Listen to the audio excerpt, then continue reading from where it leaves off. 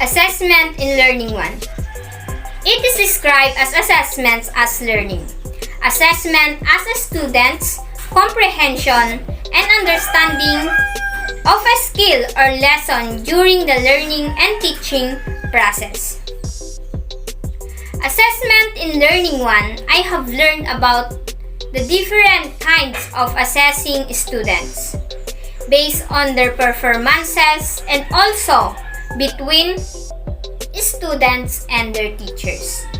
Assessing students is very important, especially when you are testing the students with their own capabilities, strengths, and weaknesses.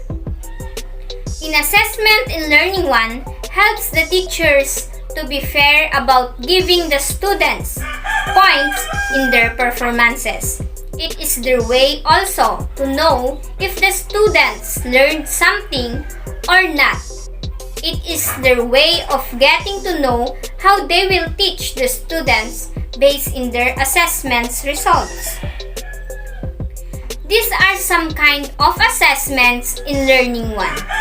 We have also the measure of central tendency, which it is all about computations, which a measure of central tendency is a simple value that attempts to describe a set of data by identifying the central population within that set of data.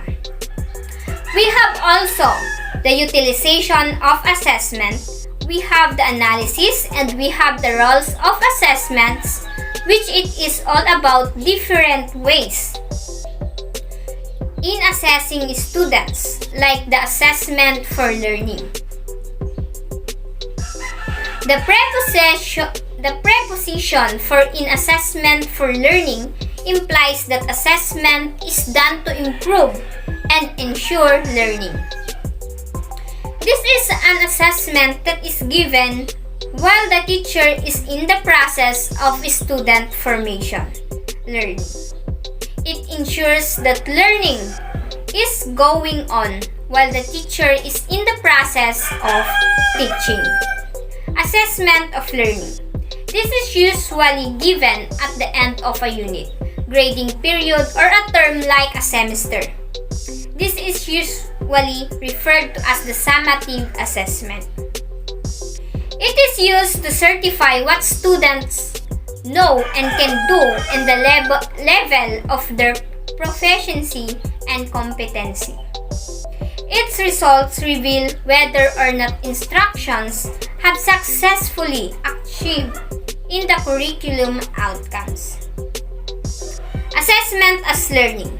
This is done for teachers to understand and perform well the role of assessing for and of learning. It requires teachers to undergo training on how to assess learning and be equipped with the competencies needed in performing their work as assessors.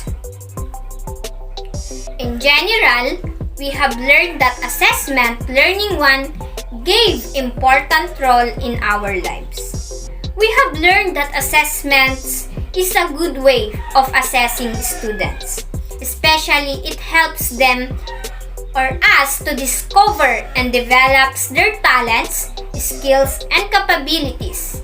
So also, the teachers can easily now, because of the assessment, can easily now assess students because of this way. It is good benefits for everyone who wants to learn. So that's all about what I have learned about assessment in Learning 1. That's all, and thank you. Thank you for listening.